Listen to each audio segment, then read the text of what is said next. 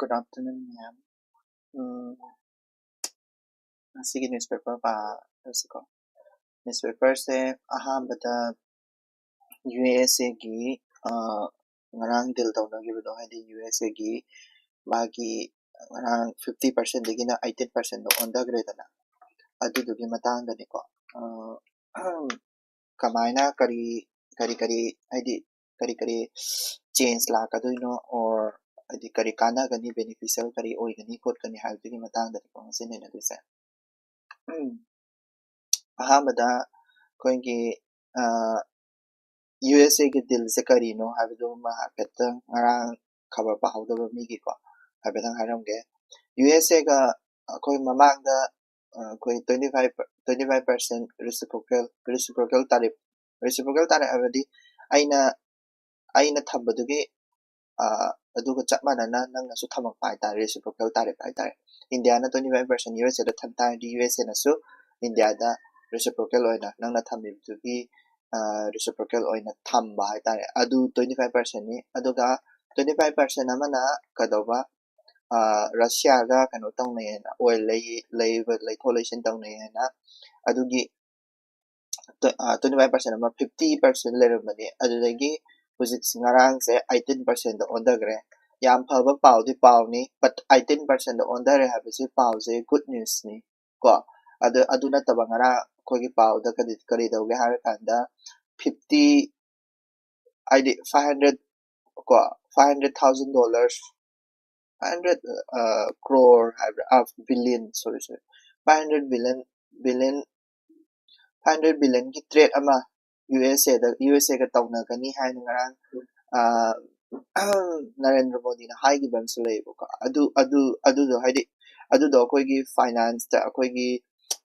current account deficit ta soira kani khot kani ai ngarang sa hai gre da hai be $500 billion moi ga trade tawna taragadi USA ga trade tawna taragadi akoi gi Admani Vir Bharat or koi gi kai hai ni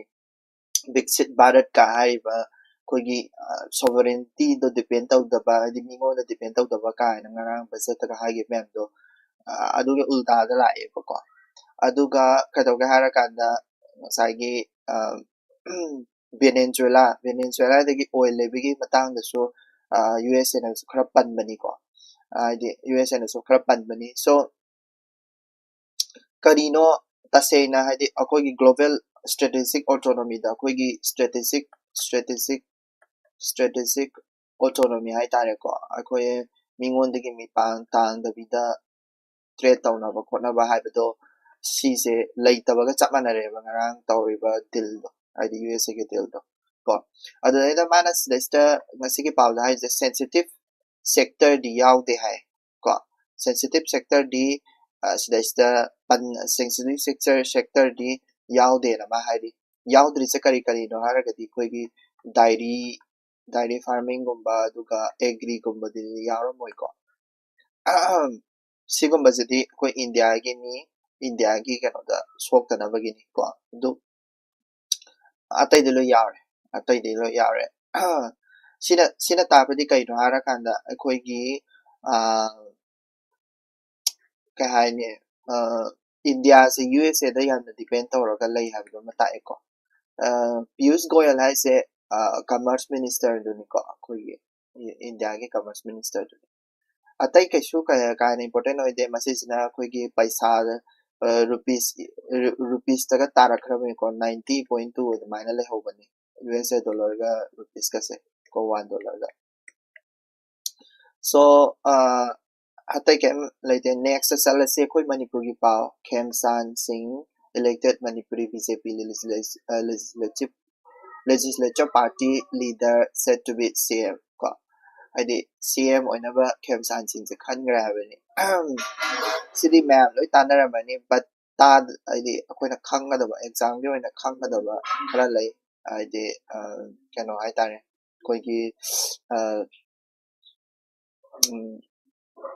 kano na adi article khara ningsing se ko article khara ningsing se like article 356 se kai no president rule PR thambagi president rule adagi article amasu yawi is the koigi 174 and 170 article number 174 sina kaino hara kanda koigi legislative assembly ki magi session se legislative assembly ki magi section se kaidoga hara kanda phambagi haidi phambagi matanda ne ko sigi 174 especially 174 1 hai se kaino hara kanda koigi ko session assembly session amaga ko session amagi gi marakta 6 months tagi hena gap lebe yade haiba mai se ko sitting amagi marakta ko ado akhoi gi manipur gi oinadi karam kanda session phangre manipur gi oinadi August 12 2024 da phangre adu duga mathang August ki February ko February 11 2025 da kano tawgadabani haidi amuk mifam amuk phangmadamne ado kaidoga har kana February 13 2025 da president rule tak thamsan gibne president rule thamsan gibni aduda sigi atopa paw da congress la haisina koigi constitution na pirami ba session amagi marakta 6 months laigadamne habado laitre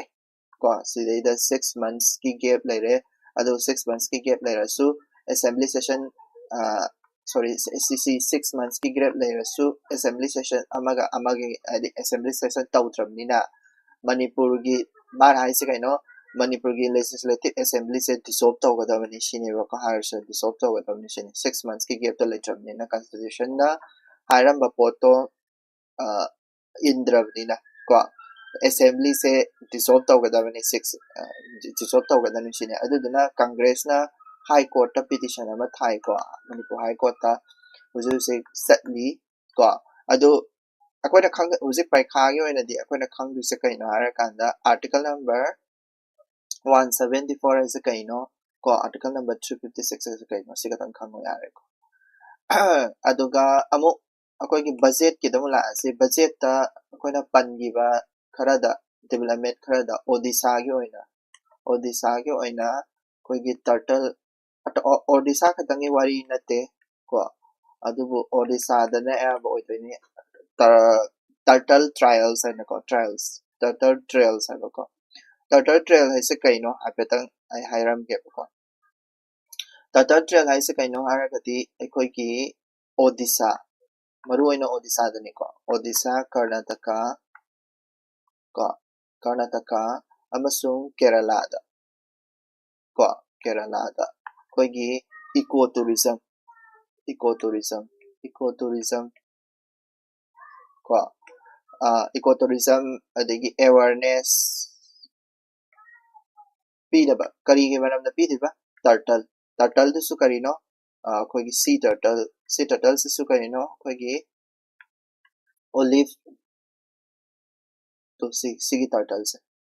ko sea turtles ki magi turtles ko sea turtles sigi magi awareness pinaba ecotour amaduga sea turtles ki oina ecotourism gi sengbat na bagi damakta turtle trials aina budget ta paisa yam sound thadai ko adu si id tase bagiti koi gi ka ini sidai sa panba ai tare ko panba koi gi odisha gi si olive release nestling bees kaina lei basigi kano mafam ga se ko haisina koi gi kari lei ge hara kanda koi gi ga here matha marine sanctuary kaina lei marine sanctuary ko marine sanctuary si se kendra parada lei bani ko ado si se kari ga yamna nakna ge hara kanda ITR Sandipur से ITR Chandpur याम नकना ले ITR Chandipur से पता रहा कि कोई की मिसाल testing site नहीं को मिसाल टेस्टिंग साइट को मिसाल टेस्टिंग साइट ITR को अदुगा चिलिका लेक का सुले को अदेगी अकोईगी गंजम गायना मफम साइड खरा सुले को अदु हारिबा सिगी मफम से सिसी दिस इज ओडिशा दनी को सिसे ओडिशा सो ओलाइव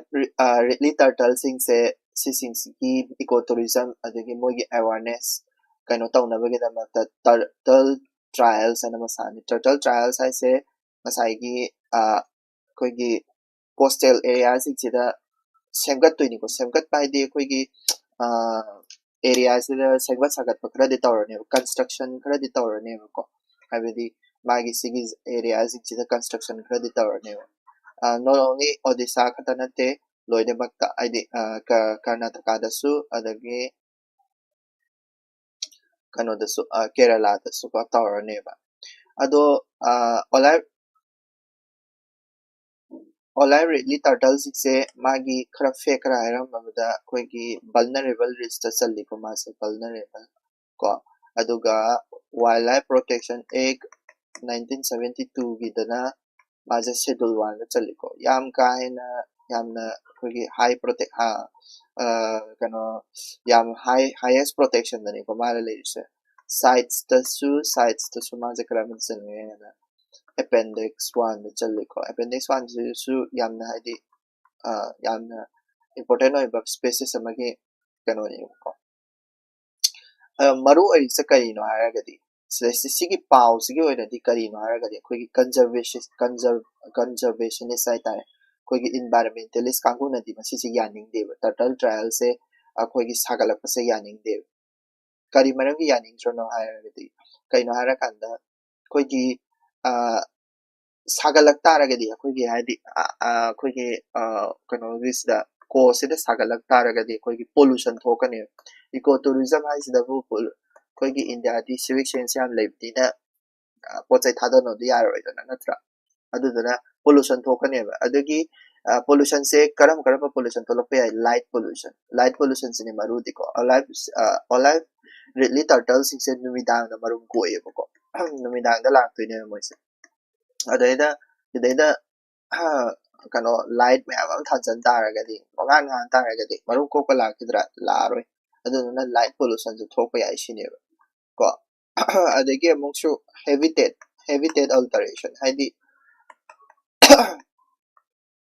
ko haidi alteration habiti kaino change tawba magi sida ecotourism gi pochai building kari kara ma'am sagalak taragadi ko magi habitat to layer roiba mai marum ko pham da layer roiba dagi sagala agadi beach su thenkala ani beach su sen ma'am ama deposit sida tawrise tawra roiba adoi taragadi mogi marum ko pham layer roida na ko aduduna koigi ecotourism se sisi tawdaba na phai hana conservationist kanguna haibai wari aduduni ko samoina saurise edi olive turtle gi magi habitat ta sokani ko ecotourism support tawna gi tawbase sokani sine haise ko government na paisa gi tang khan bai ta next ki khabar da mo kari mo le double RTS se kaino system tang khada haram ge du ga ya handak sangat ne haibani mamang da su koi gi tribuna thapurum de gi kasaragot hai tare ko adu da Kerala da anthauba railway style amani masis RRTS I say regional bullet train dawna di yang de but tawda bu metro de gi yang ko sina rapid transit system hai ko sise yamna sangba long distance ki oidini ko se long distance ki oidini yamna sangba adu ga yam thunu ju satpagi oidini ko wase metro Delhi metro Delhi da su RTTS RRTS like Delhi RRTS ko ado sise koi gi hana silver line haina ma propose tawrame ko silver line hai sisu metro gi sign da tawdoini adu dubu kadoga hara kada sidagidi sigi RRTS sina hena phaye ko like koi gi RRTS di pillar yung doini ko elevate tawraga mathakta sattoyeba aduna makhada koi kai haini lamben thong kari kara loi lehogdoi ko aduna yamna phaba oidoini ado sise Delhi gi double RTS की model तो लवे अबे दिल्ली की double RTS के model से कहीं ना 20 plus 20 plus 60 अबे कहीं ना 20 यमना state के finance तो रहनी 20 यमना center ना को अदुका 20 यमना 60 यमना loan लोरगा साधे नहीं बस loan पर center देखी ना तिकनो देखी World Bank कुंबा तो कुंबा देखी loan लोरगा साधे नहीं लोग अदु RRTS हाइसे कइनो हारगदी यामना high speed ओइबा मोगी speed से याम यांगी को speed से याम Yanghee around 2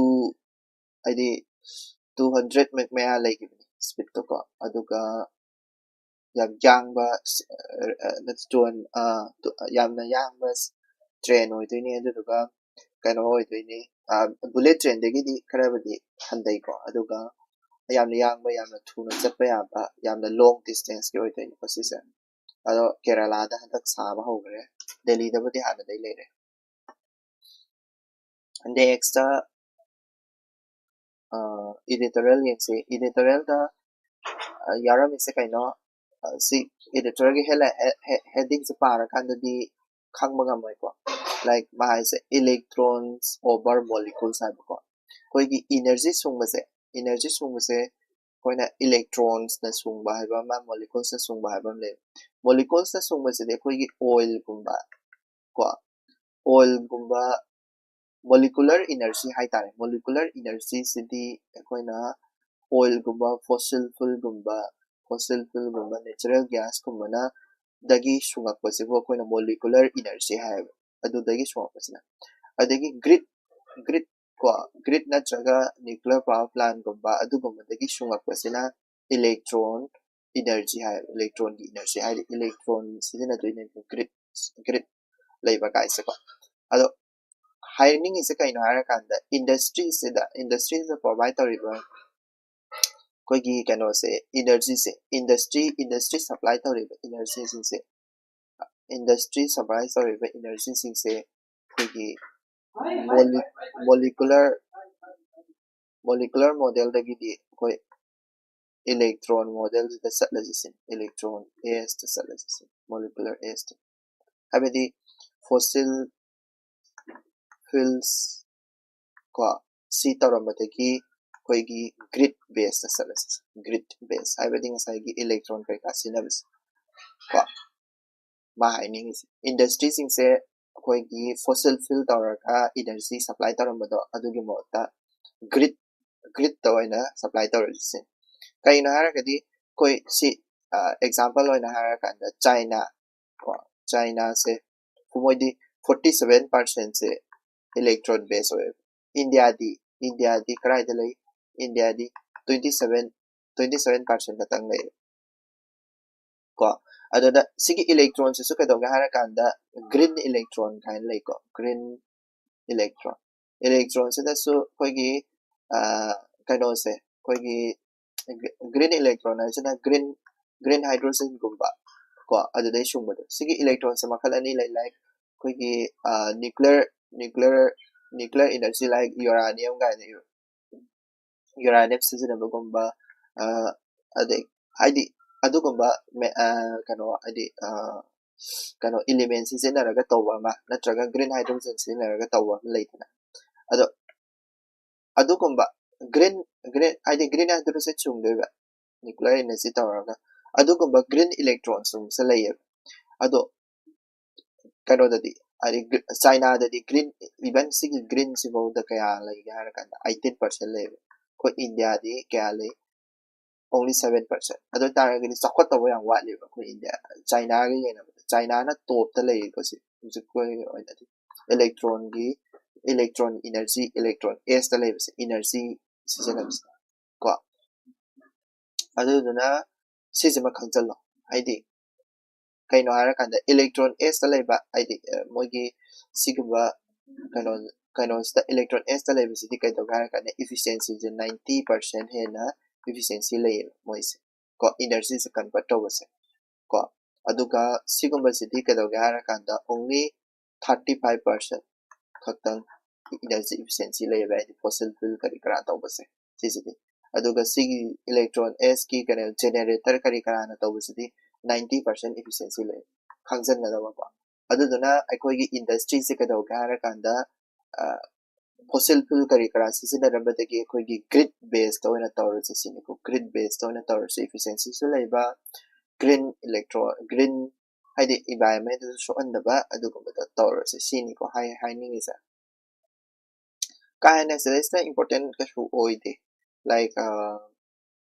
kani shida khara panba atopa panba haragadi khoigi sibam ko palle ko sibam je ning ko sibam ai sikaino European Union gi carbon border adjustment mechanism CC carbon border adjustment mechanism sikaino harakanda khoigi India gumba adagi any atopa kano dagi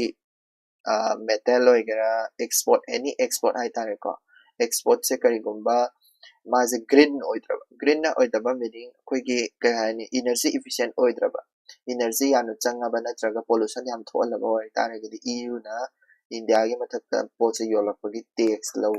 pidoine karigumba karo poche se yolakpa matamda karigumba energy se anati kano pollution yam thonda tare gidi tax lawroidoine adugi kano to ne ko adi CBA mai se carbon border adjustment mechanism aduduna koina India gi kana ge hai taragadi electron s to on to osis ko generator kari kara season abai mohta kadi doro se ba electric motor se adi kano se efficiency am lai ba electron s to on to osis ne ko yani na ko next editorial yam nungai be science ke ba editorial oibani yam ka haina manu hanjana pa du swani ko aduga AI gi next investment cycle sisina AI gi maramda this is very important ai gi oina di sigi article se ba yam important oi ko kargi AI ma saba matamda AI ma le ko AI sima AI se linkan ana honor matamda magi infrastructure ma yam changi kari changi kada data center ai se kaino akoina seasonary ba AI da thajali ba magi program or data me am bo AI ne pire ba data me am jing store down ba thamna ba akoigi super computer achauba natraga akoigi achauba computer me am ma le mafam du ba koina data center hai ba ko AI ma likha tare ga data center me am ma likha tab yaro data me am store down ba ko adagi chips am ju changi thabak to phajana tawga ra ka di GPUs me am ma changi ko adagi kana foundation model habide koigi kai haini hawdorpa program hai tare ko sigi program jidagi lo and first program jo lo e doini si haragadi si haiba like GPT-4 ko si foundation model ne adagi sigum adagi mai electricity energy yam changi ba moise adi energy yam changi haidi kai nora kana sigi computer se thabak se adop tarokte chip se thabak adop tarokte ne moje cooling dawnaba energy asukamatik changi cooling daw ko aduduna AI infrastructure ma sagatnam honama matamda changi se around 320 billion hena changi dollars ko aduduna adi issue se kaina harakanda akoigi yamna paisa yam changi se kanadra haragadi huju sikse AI se season pa ki kana ba mayam de leire ko adi AI application ki kana ba ta ko AI application se huju se around world the 320 billion sik chapa se AI applications na 19 billion muk si husik se dollar ja kana yamna di profitable oi di ko ꯑꯗꯨꯗꯨꯅ ꯇꯥꯏꯁꯦ ꯀꯩꯅꯣ ꯍꯥꯏꯔꯒꯗꯤ ꯑꯩꯈꯣꯏꯁꯦ ꯍꯥꯏꯗꯤ AI ꯍꯥꯏꯗꯤ AI ꯁꯦ ꯀꯥꯟꯅꯕꯕꯨꯗꯤ ꯀꯥꯟꯅꯔꯛꯈꯤꯅꯤ ꯇꯨꯡ ꯀꯣꯏꯅ ꯍꯧꯖꯤꯛꯀꯤꯗꯤ ꯀꯥꯟꯅꯗ꯭ꯔꯤꯕ AI infrastructureꯁꯤꯅꯀꯣ ꯒ꯭ꯌꯥꯟ ꯇꯥꯏꯀꯣ ꯑꯗꯨꯗꯨꯅꯤ ꯁꯤꯗꯩꯁꯤꯗ ꯃꯥꯅ ꯇꯥꯝ ꯈꯔ ꯍꯥꯏꯗꯤ ꯇꯥꯝ ꯈꯔ ꯁꯤꯖꯤꯟꯅꯔꯝꯃꯤ like AI agent ꯀꯥꯏꯅꯀꯣ ꯍꯥꯏꯕ AI agent ꯍꯥꯏꯁꯦ ꯑꯩ explain ꯇꯧꯖꯔꯝꯒꯦꯀꯣ AI agent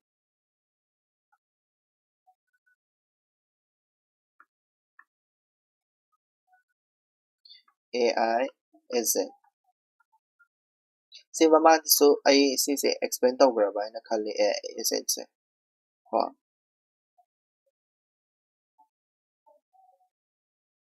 ꯀꯣ AI agents ꯍꯥꯏꯇꯥꯔꯒꯗꯤ ꯑꯩꯈꯣꯏꯒꯤ ꯀꯩꯅꯣ ꯍꯥꯏꯕ ꯍꯥꯏꯗꯤ ꯇꯥꯛꯁ ꯇꯧꯕꯗꯣ just ꯊꯕꯛ ꯇꯧꯕ ꯅꯠꯇꯕ ꯍꯥꯏꯗꯤ talking ꯅꯠꯇꯕ talkingꯁꯨ ꯇꯧꯗꯣꯏꯅꯦ talking plus task ꯍꯥꯏꯗꯤ ꯑꯩꯈꯣꯏꯒꯤ ꯊꯕꯛꯁꯨ ꯇꯧꯕ ꯑꯗꯨꯗꯨꯒ ꯊꯕꯛ ꯍꯥꯏꯗꯤ AI ꯅ ꯍꯧꯖꯤꯛ ꯑꯩꯈꯣꯏ ꯁꯤꯖꯤꯟꯅꯔꯤꯁꯦ ꯊꯕꯛ ꯇꯧ ꯈꯣꯠꯂꯣ ꯑꯗꯨ ꯈꯛꯇꯪ ꯍꯥꯏꯕ ꯅꯠꯇ꯭ꯔꯥ but ꯁꯤꯗꯗꯤ AI agent ꯁꯤꯗꯗꯤ talkꯁꯨ ꯇꯧꯔꯛꯀꯅꯤ but ꯀꯔꯤ taskꯁꯨ ꯇꯧꯔꯛꯀꯅꯤ ꯊꯕꯛꯁꯨ ꯇꯧꯔꯛꯀꯅꯤ ꯀꯣ ꯀꯩ ꯍꯥꯏꯔꯀꯥꯟꯗ ꯍꯥꯏꯗꯤ task ꯇꯧꯔꯛ ꯇꯥꯔꯒꯗꯤ ꯀꯔꯤꯗ ꯁꯣꯏꯔꯛꯀꯅꯤꯅꯦ ꯀꯔꯤꯗ ꯁꯣꯏꯔꯛꯀꯅꯤ ꯍꯥꯏꯔꯒꯗꯤ ꯑꯩꯈꯣꯏꯒꯤ ꯀꯩ ꯍꯥꯏꯔꯒ ꯑꯩꯈꯣꯏꯒꯤ entrepreneurꯁꯤꯡꯗ ꯀꯣ entrepreneurꯁꯤꯡꯗ ꯁꯣꯏꯔꯛꯀꯅꯦꯕ ꯑꯗꯒꯤ ꯑꯩꯈꯣꯏꯒꯤ workersꯁꯤꯡꯗ ꯁꯣꯏꯔꯛꯀꯅꯦꯕ workersꯁꯤꯡꯅ ꯇꯧꯔꯝꯕ ꯄꯣꯠꯇꯣ AI ꯅ ꯃꯍꯨꯠ ꯁꯤꯜꯂꯛꯇꯣꯏꯅꯦꯕ talkingꯁꯦ ꯈꯛꯇꯪ advice ꯄꯤꯕꯗ ꯈꯛꯇꯪ ꯇꯧ ꯇꯥꯔꯒꯗꯤ ꯐꯔꯝꯃꯦꯕ but ꯊꯕꯛꯁꯨ ꯇꯧꯕ ꯌꯥꯎꯔꯛ ꯇꯥꯔꯒꯗꯤ ꯑꯩꯈꯣꯏꯒꯤ ꯀꯩꯅꯣꯗꯁꯨ ꯁꯣꯏꯔꯛꯀꯗꯣꯏꯅꯤꯅ ꯍꯥꯏꯗꯤ human beingꯁꯀꯤ ꯃꯥꯒꯤ ꯊꯕꯛ ꯐꯪꯁꯟ ꯇꯧꯅꯕꯗ ꯁꯤꯡꯗꯁꯨ ꯁꯣꯏꯔꯛꯀꯗꯣꯏꯅꯤꯗꯅꯀꯣ ꯑꯗꯨꯗꯨꯅꯤꯀꯣ ꯃꯥ ꯍꯥꯏꯅꯤꯡꯉꯤꯁꯤꯀꯣ so AI agent ꯀꯥꯁꯤꯁꯨ ꯃꯥꯅ ꯁꯤꯗ ꯄꯜꯂꯝꯃꯤ ꯑꯗꯒꯤ ꯀꯔꯤ ꯍꯥꯏꯅꯤ ꯑꯩꯈꯣꯏꯒꯤ regulatory model ꯍꯥꯏꯇꯥꯔꯦꯀꯣ policy program ꯐꯖꯅ ꯂꯩꯇꯕ like ꯑꯩꯈꯣꯏꯒꯤ copyrightꯀꯤ ꯃꯇꯥꯡꯗꯁꯨ problem ꯌꯥꯝ ꯂꯩꯀꯣ privacyꯒꯤ ꯃꯇꯥꯡꯗꯁꯨ problem ꯌꯥꯝ ꯂꯩ ꯀꯣ ꯑꯗꯨꯒ big companies ꯑꯆꯧ ꯑꯆꯧꯕꯁꯤꯡꯁꯤꯅ ꯑꯩꯈꯣꯏꯒꯤ ꯀꯩꯗꯧꯒꯦ ꯍꯥꯏꯔꯀꯥꯟꯗ ꯃꯆꯥ small ꯑꯣꯏꯕ small companiesꯁꯤꯡ AIꯁꯦ big companiesꯅ ꯉꯥꯛꯇ ꯄꯥꯏꯕ ꯍꯥꯏꯇꯥꯔꯦꯀꯣ small companiesꯅ ꯄꯥꯏꯕꯁꯤꯡꯁꯦ big companiesꯅ ꯂꯩꯁꯟꯕ ꯍꯥꯏꯇꯥꯔꯦꯀꯣ ꯂꯩꯁꯟꯕ ꯑꯗꯨꯒꯨꯝꯕ ꯇꯧꯋꯦꯕ ꯌꯥꯝꯅ ꯑꯗꯨꯗꯨꯅ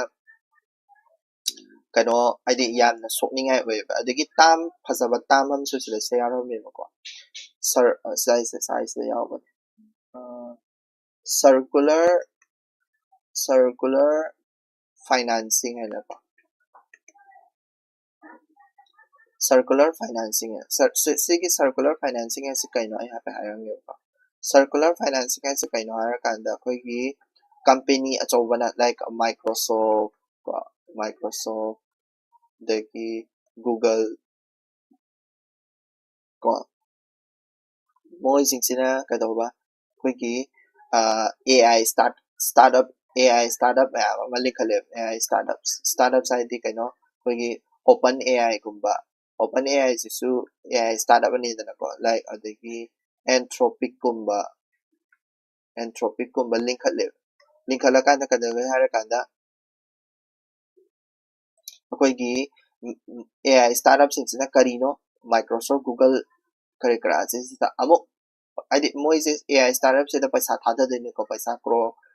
ꯕꯤꯂꯤꯌꯟ ꯊꯥꯗꯗꯣꯏꯅꯤ ꯕꯤꯂꯤꯌꯟ ꯊꯥꯗꯔꯀꯥꯟꯗ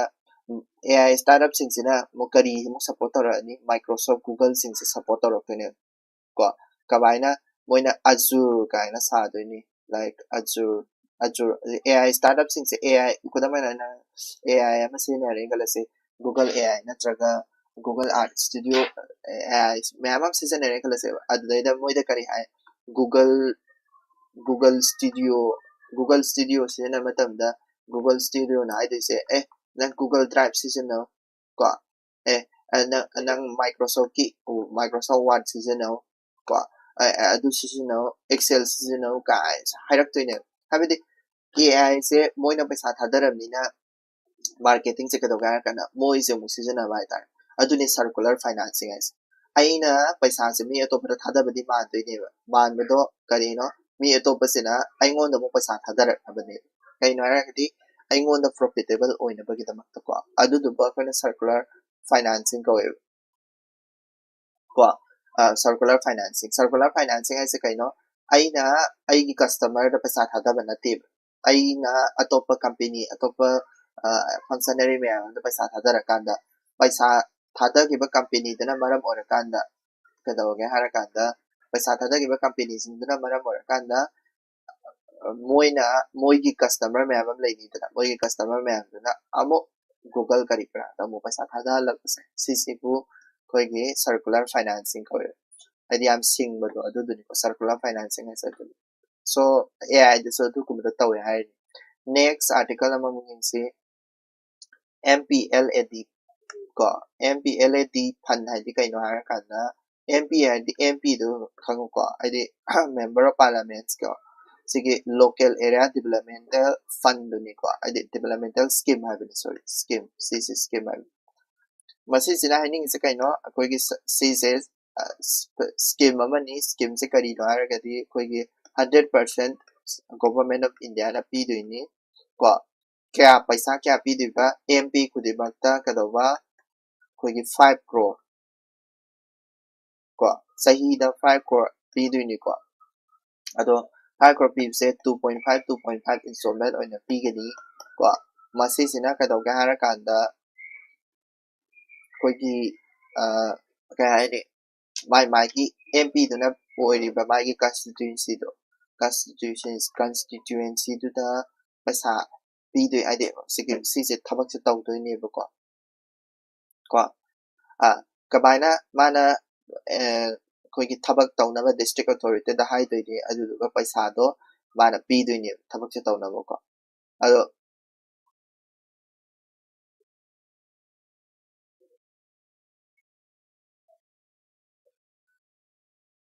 ꯀꯣ ꯑꯩꯈꯣꯏꯒꯤ गाइडलाइंस के मतुंग इना मागी constituency से सिगी constituency से सिदेगी हेंदोकपा यादेबा अतोपा constituency द कनो तौबा यादे अतोपा constituency दा मा थबक तौबा यादेको माई मसागी constituency न थबक तौगदबनी को अदुबु कदौगे हारकांदा अखोइगी 18 सुबा लोक सभा की 18 सुबा लोक सभा की कनोगी मागी allocation सिगी 5,486 crore and thadagre but tawdabu seasonably only 1,453 and khatan seasonary ko adu season adaba yam yawi ko season adaba ade masise mai masai bi khaw da sangi basu yam yarawngani ko adu na kadoga harakanda adi masisina adi akoigi kari haini controversy खरा दिलाई को MPLD से यदि सिगी controversy से कहीं ना है कभी MP सिंह से कहीं ना कनाना legislature ने legislature की सिगी फंड्स पीरम ने legislature से executive है दी है ना थबक तो ना बमी और law से में तो बमी से ना executive और अदु तो ना argument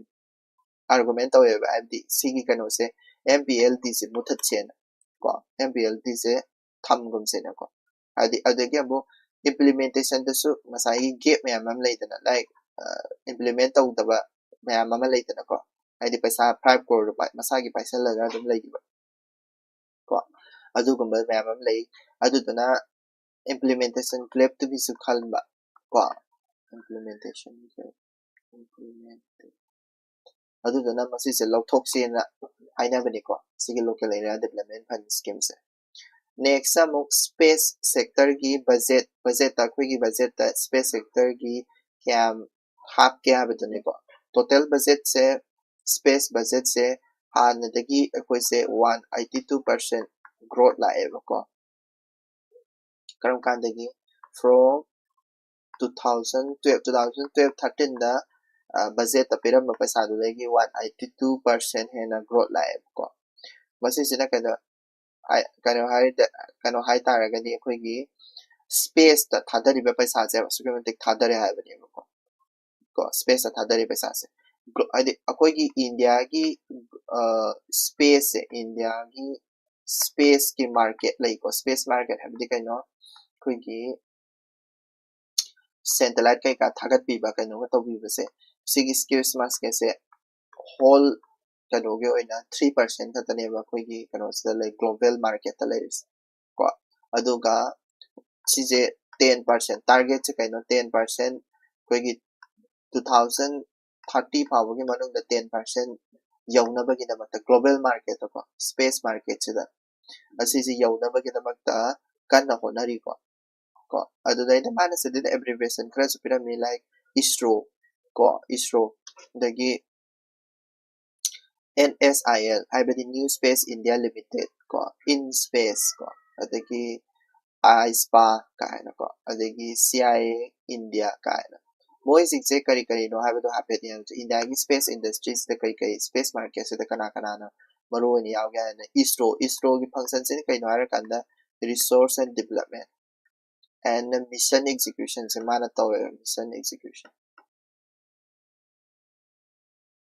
execution ko mana tawdoi adegi NSIL na lay New Space India Limited ko ade masisina commerce department of ISRO ki pochai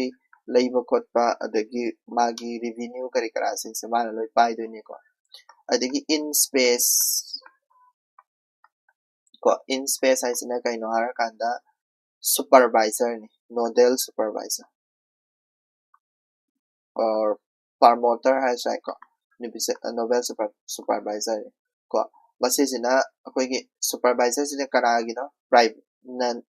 private players in private player habdi kaino satellite hankanimba company adegi kari kara ma'am singto ISRO ga no ISRO kita thagalu kholu ka haina bagi supervisor oitoine mana ko adegi ISPA kaina lay ISPA Indian Space Association haini ko adegi SIA India kaina lay edi Setcom Industry Association kaina ko sigumba kaino ni ko industry ni moisina kay haini bakhogi ngasai gi satellite kamba do sana bagi ko yamna ka haini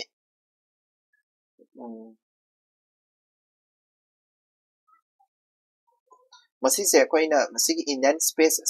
sector se akoina tamam kakse ne ko dead valley manase saharam dead valley koigi resource and development gi paisa thada dene mayama paisa ko 100 crore thada ren kalase 100 crore thada bse se resource and development da thada dene ko return da de koigi kai haini 10% dagi henda bai ta 10% crore habidi 10% se kai da lak toina satellite thagat pa satellite megi satellite thagat pi ba ka to country gi satellite thagat pi ba private body sing satellite thagat pi ba adu dagi revenue da lak toina research and development se 100 crore thada ga 10 crore katane halak to se adu na ma se industry sector da ai tare ko akoi ge paisa tan bagi economy da kari hai ga kana dead belly hai ko kai no ai paisa da thada ge paisa se adum loi mang ba se ko yare atopa article amamon naina se India government na defense sector da paisa thadari se kari gino sine ko sine why the government has increased capital spending on the India like kogi capital spending se 14.7% ko 14.7% ne ba total share dagi 14.7% ko id total share of expenditure kogi capex expenditure se sidagi 14.7% di defense ta loi thadai kari maram gi thadari no why ko kai gino har taragadi mamang da koi operation sindu thokiba matamda gi haureba akoi defense ki kuju kulai lesson ba thamjanba sigumse ko haureba adugini ko atasemba gi operation sindu jana maram oragani ko haidi ayabana masise haidi paisa hena thadara ise ko aduduga self reliance haidi atmanirbhar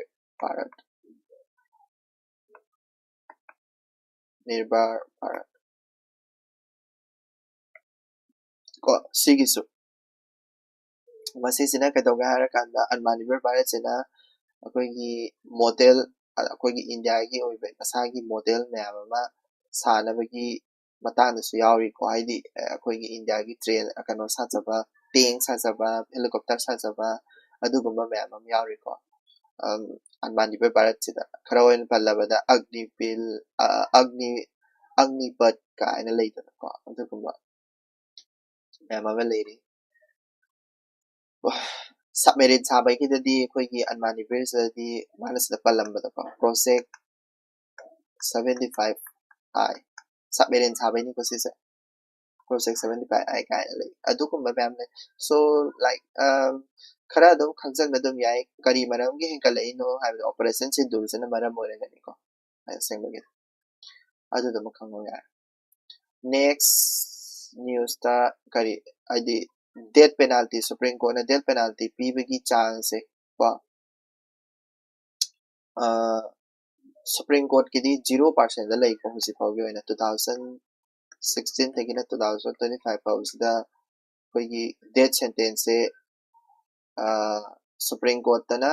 क्या P है कना 37 को अदुगा high court तना क्या P है कना 842 को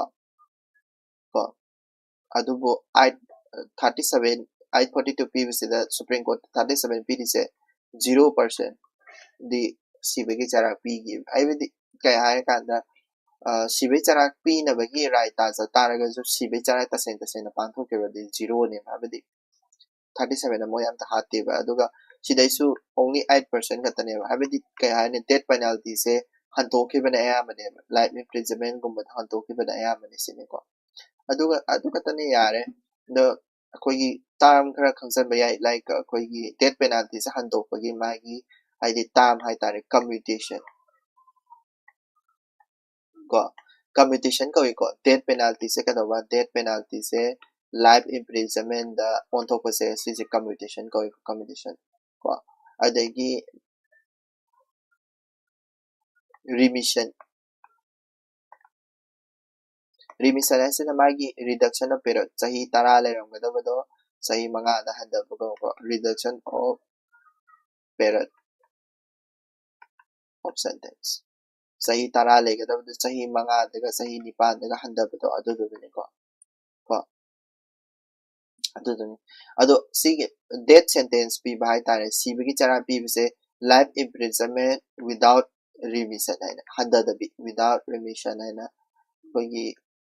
train amaka se tawriba adudai da onthor pagini ko ayamana aduduni ko train se hujiki oina ko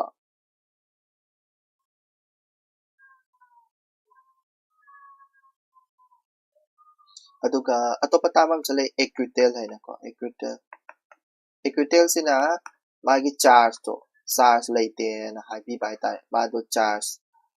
no charge hai tare charge amta pibi da bai tare madu si torame haragati si tawde na proof tawdo ko na aduduni ko yani next kari sisina कनोगिने additional अइना ODA से कइनो खंगदबदगे अमो अइना सि चंगुबनिको ODA से कइनो से इसे खंगद्रबा अदुबुदि ODA हाइसे करि ओइरंगे हार कांदा ऑफिशियल डेवलपमेंटल असिस्टेंट ओइलरमेको असिस्टेंट मसिसिना कदोगे हार कांदा सिसिना करादा अकोगी कंट्री अमगी मागी government amagi magi economic development se ko tawnabagi dabakta ko economic development se tawnabagi dabakta khanba koigi international kai haidoino kangdra adi fund neba adi aid neba haitare help government gi economic development any government poor oigera rich oigera any government amagi magi economic development tawnabagi damakta pirakpa fund track haitare koigi kai haini lottery laubagumani ko adugumani masise donor se hanadi koigi US ꯒꯨꯝꯕ UK ꯒꯨꯝꯕ France ꯒꯨꯝꯕ Germany ꯒꯨꯝꯕ ꯑꯣꯏꯔꯝꯕꯅꯦꯕ ꯀꯣ ꯑꯗꯣ ꯍꯧꯖꯤꯛꯇꯤ ꯍꯟꯊꯈ꯭ꯔꯦꯕ ꯃꯣꯏꯁꯦ ꯍꯥꯏꯗꯤ official developmental assistance ꯁꯦ ꯄꯩꯁꯥ ꯄꯤꯕꯁꯦ ꯍꯟꯊꯈ꯭ꯔꯦꯕ ꯄꯩꯁꯥ ꯌꯥꯝ ꯊꯥꯗꯔꯛꯇ꯭ꯔꯦꯕ ꯀꯣ ꯑꯗꯨꯗꯨꯅ ꯀꯩꯗꯧꯒꯦ ꯍꯥꯏꯔꯀꯥꯟꯗ ꯄꯩꯁꯥ ꯌꯥꯝ ꯊꯥꯗꯔꯛꯇ꯭ꯔꯕꯅꯤꯅ ꯍꯥꯟꯅ ꯀꯣ ꯍꯥꯟꯅ ꯄꯩꯁꯥ ꯌꯥꯝ ꯊꯥꯗꯔꯝꯕꯗꯨꯗꯗꯤ ꯑꯩꯈꯣꯏꯒꯤ ꯆꯔꯥ ꯍꯦꯟꯗꯅ ꯁꯤꯕꯒꯨꯝꯕ ꯑꯗꯒꯤ ꯏꯟꯀꯝ ꯂꯩꯇꯗꯅ ꯄꯩꯁꯥ ꯗ꯭ꯔꯥ ꯊꯣꯛꯇꯅ ꯁꯤꯕꯒꯨꯝꯕ ꯑꯗꯨꯒꯨꯝꯕ ꯌꯥꯝ ꯇꯧꯕꯗꯣ ꯍꯩꯒꯠꯂꯛꯑꯅꯤ ꯁꯤꯅꯤꯀꯣ ꯍꯥꯏꯔꯤꯁꯦꯀꯣ ꯀꯩꯁꯨ ꯀꯩꯅꯣ ꯇꯧꯗꯦꯗ ꯌꯥꯅꯤꯅ ꯍꯥꯏꯕꯗꯤ ꯁꯤꯁꯤꯅ ꯃꯇꯦꯡ ꯄꯥꯡꯗꯣꯏꯁꯦ ꯏꯀꯣꯅꯣꯃꯤꯛ ꯗꯦꯕꯂꯞꯃꯦꯟꯗ ꯃꯇꯦꯡ ꯄꯥꯡꯗꯣꯏꯁꯦ ꯀꯩꯅꯣ ꯍꯥꯏꯔꯒꯗꯤ ꯑꯩꯈꯣꯏꯒꯤ ꯆꯥꯏꯜ ꯃꯣꯔꯇꯦꯂꯤꯇꯤ ꯍꯥꯏꯗꯤ ꯑꯉꯥꯡ ꯌꯥꯝ ꯁꯤꯕ ꯀꯣ ꯑꯗꯒꯤ HIV ꯀꯣ ꯃꯦꯂꯦꯔꯤꯌꯥ सिगुम्बद मतेंग पांगनबगिदमने malaria nutrition को अदुगुम्बद मतेंग पांग so हाना donor सिंग से ओइरमबसे donor सिंग से पैसा थादारकते दुनि next कदोगा हायरकांदा IT4 सिसिना just data खरा दो खंगोन हाइगे तौबनि को दैदा कोइगी स्कीम अमा सो पल्लिसे इसा कोइगी waste picking gi से कोइगी स्कीम अम खक लई नमस्ते है को नमस्ते Namaste scheme है कनो National Action for Mechanized Sanitation Ecosystem है वो National Action for Mechanized Sanitation Ecosystem कनाय मखादा लेदोबा Ministry of Social Justice and Environment निजिगो को सी environment की द लेते को waste pickers से Namaste is a National Action for Mechanized Sanitation Ecosystem सी Ministry of Social Justice and Environment द लेको मसी सिना कदोगे हर कांदा कोई की waste pickers से waste waste pick तोबा देखिए फटाउती कनो तोबा से सेंग से no debt को no debt सिहंदबा amta siandaba ko adagi kay hay kanda koigi workers in se recognize padan to workers recognition ko adagi provide magi dress kari kara later ko adi achigumba sisina galawa training ko achigumba se pibiba ko adugumba to ko like waste pickers in se huji ko ina india the waste pickers se चाराकना को 152 लाख हेन लेइबो को workers से अदुइदा माना आइसे OBC SC ST दगी 84% हेन लेइबो अदुना तापदि मोइगुबसने हेन थबक से तौरिबा अदो सिगी कनो 42 लाख सिदा नुपाना 51% को नुपीना 49% vai lei the bani pisu kai ga sin tani atai ken phar no example no view gi de namaste this is bokang chalo ya adagi next new asise ningji ko new start treaty id new start treaty is kari no adu dum ai hairam ge na tawani ko new start treaty hai di kaino harakandi new start treaty ko sisi kaya karagi marakta sign tawna bano USA ga Russia ga gi marakta sign tawna bane ko Russia ga marakta sign tawna bani start abidi kaino strategic arm reduction treaty ko masi sina kadoga harakanda history da haibit phakala yengba matamda 2010 da ko sign tawna bane mas Barack Obama ga Medvedev hai tare ko Russia gi aduga 2011 da force tawbani mas ko aduga kadoga harakanda 2021 da mas extended for 5 years amagigi 5 years amagasu extend taweba adudaga 2026 da loibane ko 2006 da expire orane expire orane ki sangtokna bagi pausu leite ko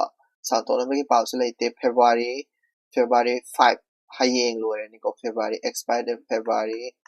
5 February 5 sida loirani hayeng loirani ko hayeng loirani aduduna kadoga harakanda deadline sa hayeng loirani adu sina kadoga harakanda koigi hujik se nuclear khulai kapnabagi marakta lainari dana ko Iran daga war bagi matang da lairi dana ko so masi se kano taw taragadi ko haidi magi nuclear bomb thana bagi se nuclear khulai myam ama laidana moida ko mabani na pai se 90% of the nukes di mabani na pai ni adudana nuclear war lakpe sise loigi tarage aduna arm race so hingalani arm race so hingalani adi kuzukulai chang tana aduna goal war ama so mula pe yari ko aduduga kari tara har kanda mabani ni yana mi se kaino har kanda ai na saba weapon du so nang onda haiba nang na saba weapon du so engonda haiba so ai yana ramani information exchange tong na ba ko bom ai na sare adu transparency su le na ramani adu transparency do layer ro music ko so yamna aidi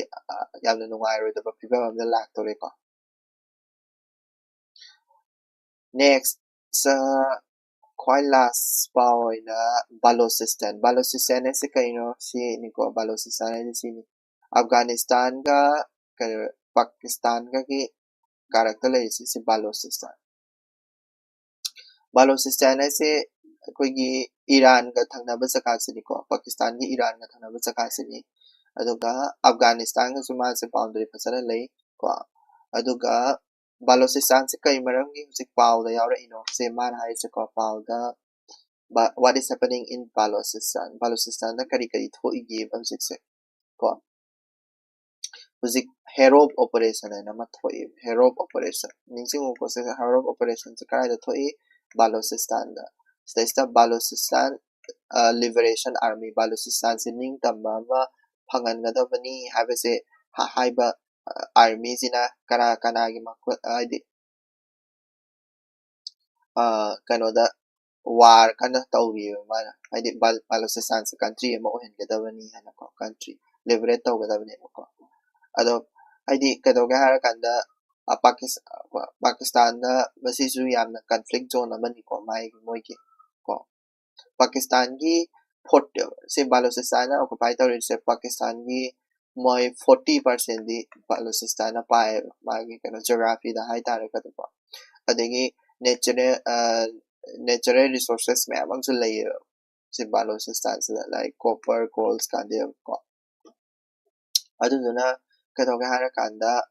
sidasu Gwadar port se sida lay do ni ko